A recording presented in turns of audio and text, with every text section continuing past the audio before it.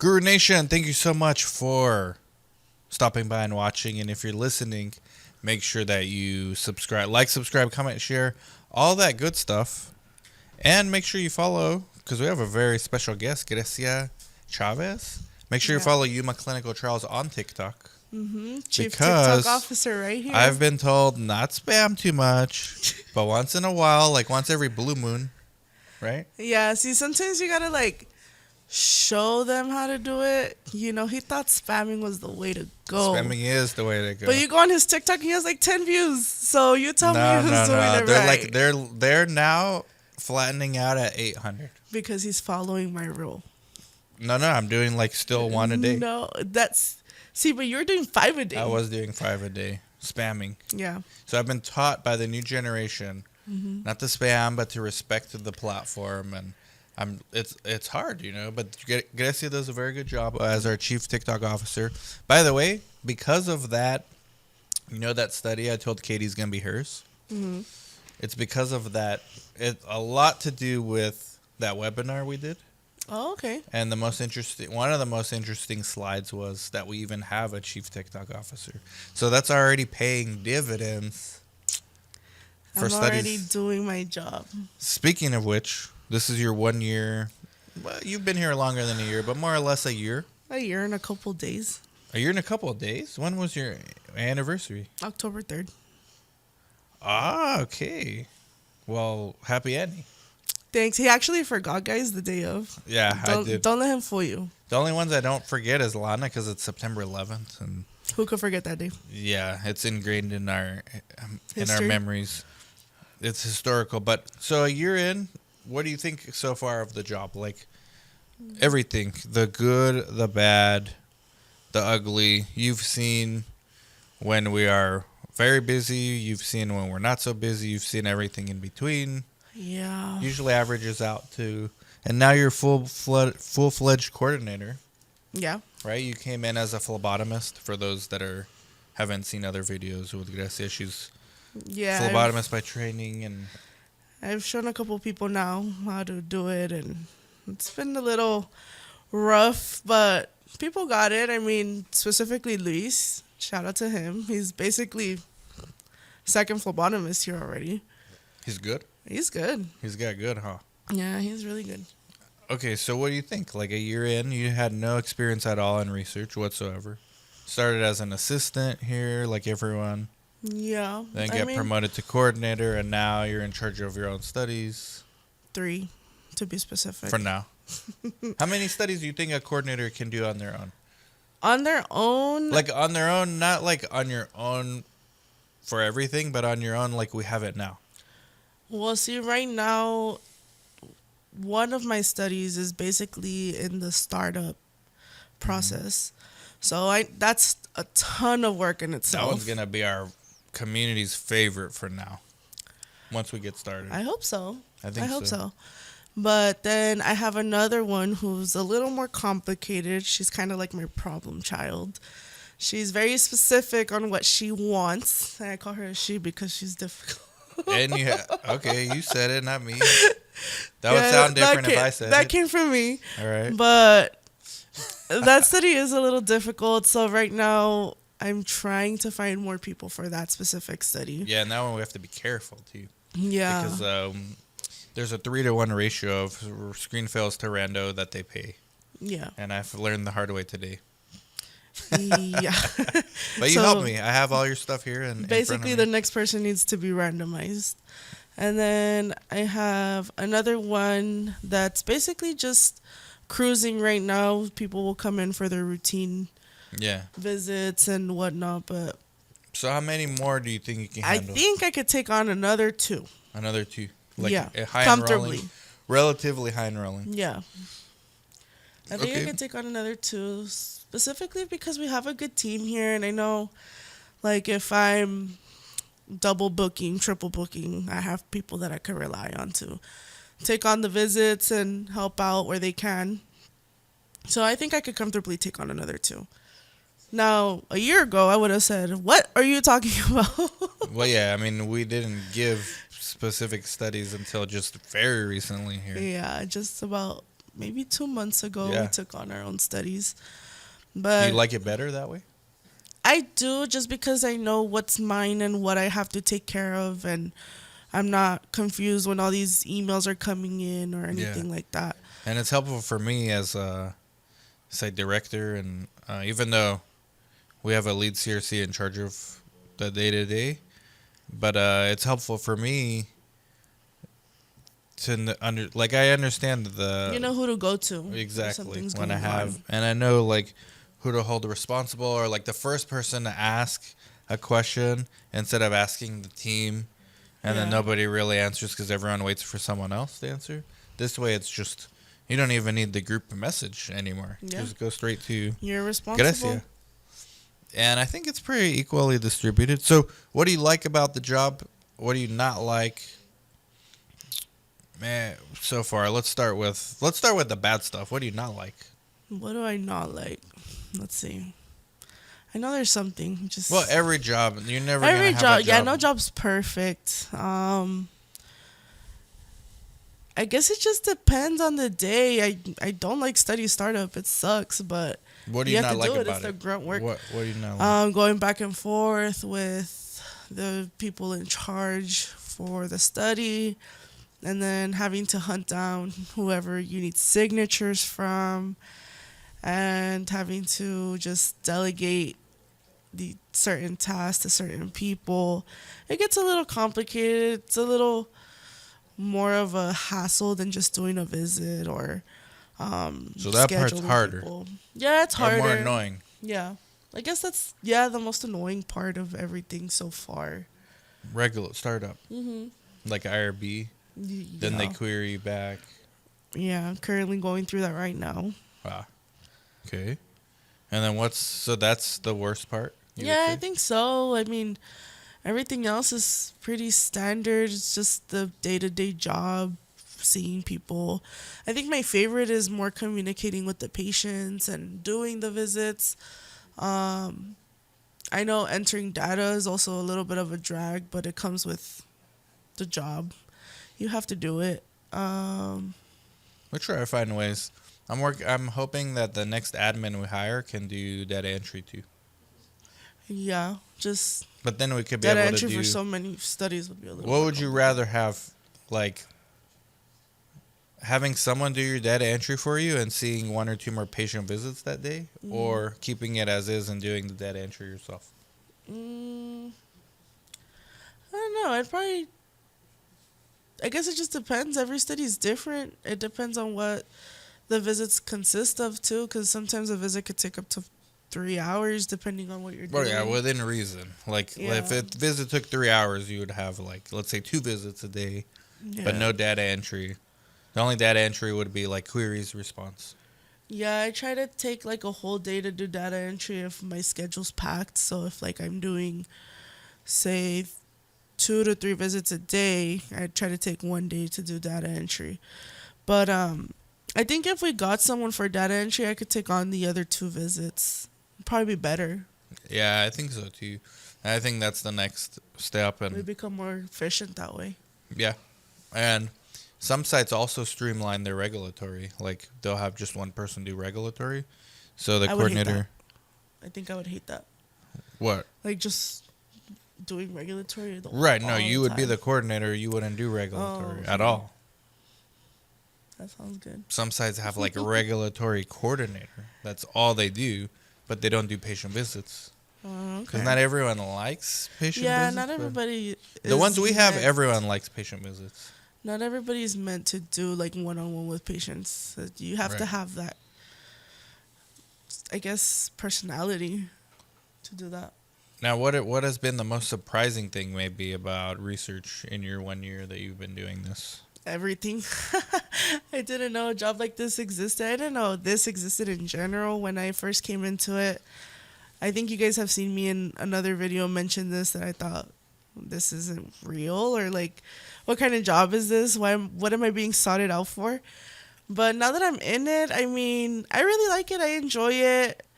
I see myself doing this for a long time, depending on the opportunities that come Your up. career. Yeah. This is a career for most people, not a job. But they Well, don't yeah. see it that way when they come in. Like when I interviewed you, you were sitting right there. And then I did the quick. I pulled out my camera after, did a quick video Yeah, he did. That was a little. on the spot. It's still on there. I'll Yeah. send it to Daniel. He'll put it underneath here right now. He's gonna link it down below. But yeah, I mean that was probably the best interview I've ever had. I mean, I knew I had the job. I just knew it. She was very confident. I am. I still am to this day very confident, but I think it just comes with you have to have confidence in yourself. Especially with a job like this, you have to be confident in yourself. You can't think that you're going to make a mistake every single day because then you will make mistakes. Have you had any major mistakes so far? You had a close call, I know, that you get scared of a little. I don't know if you're still recovering. Still traumatized to this day. Really? No, I don't even remember what it was. The wrong IP. Oh, yeah. But You grabbed the wrong IP. We did not distribute But nothing it. ever happened. We didn't distribute it because we caught it. Yeah, it was caught early on. That was when I first started.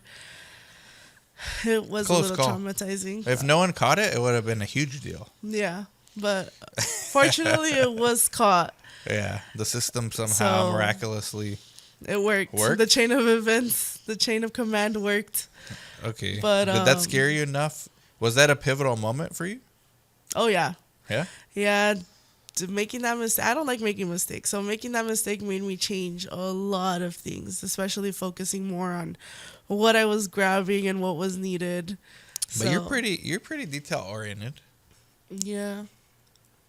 I like to be. Yeah. You have to be a coordinator. Yeah, considering how much data is entered and what you're collecting from patients and giving out IP, you have to focus on the little things. And you seem like you like a little bit of everything. Like you like the patient visits. Like I said, everyone here likes that. But you also like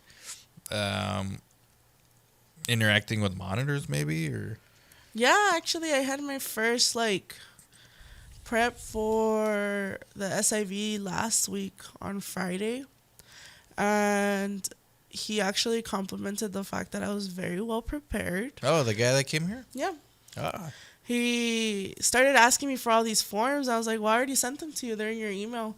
He's like, what? He's like, that's crazy. Good job. I was like, yep. And our PI was really happy about that too. So, Dr. Harris. yes, Dr. Ronald Harris. Gave me a big thumbs up. And what now? Seeing that, like talking about your career, you're part of a company that we may or may not have opportunities to expand, like nationally. And I talked to you about this already. Yeah. And there's probably roles for you early employees, like if we become like a more corporate. For all the OGs. Yeah. Yeah, for lack of a better word. So what do you see your career shaping at? Because you don't have a bachelor's.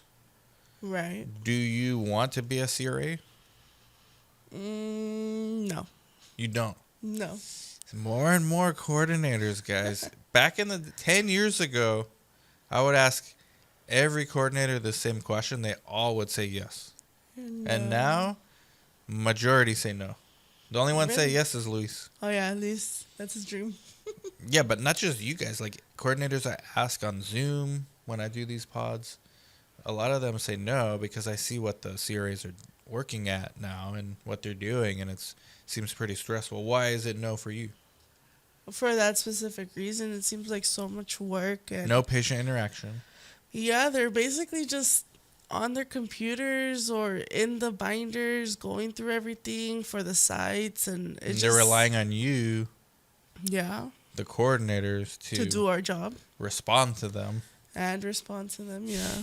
which that's half the battle. I've been a CRA. Yeah. That's half the battle. Yeah, I mean, I think I try to make myself as available as I can when I do have CRA coming and checking on everything. I actually had that last week as well. We had one on Monday and Tuesday, and I told them I was available for them. I didn't stay in the same room because I did have other visits to do, but I did try to answer as many questions as I could and make sure that there was no pending things that were And they were happy with you. I know Dr. Smith went to go see her. Yes, Dr. Smith did go see her, and they were pretty happy. There was nothing major missing or anything like that, so we did pretty good. From your experience as a phlebotomist before research, knowing what you know now, okay, I'm very curious about this. How many phlebotomists do you think would do good as a coordinator? And they just don't know the career exists. I think maybe like 6 out of 10. So it's that many? Yes, because I do think, well, for example, for myself, phlebotomy was a placeholder. It's something I did just while I finished school, and I didn't want to be at home when I was not studying or anything like that, so I went and did phlebotomy. But I've always been like that. I've always just wanted to do something. And I think there's a lot of people like that as well. I know a lot of people that I went to school with had told me the same thing. It was just a placeholder for them to do more. So I think I get 6 out of 10. So you think coordinator is a very attainable goal for phlebotomists, MAs, Yeah. CNAs.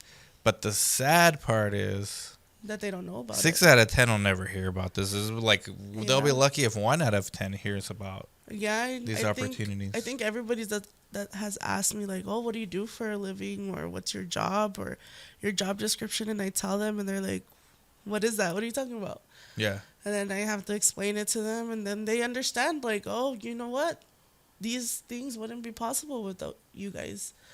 So I think they do. Do you have more of a respect for medications now, like how it's developed, or less? Oh yeah. Or less?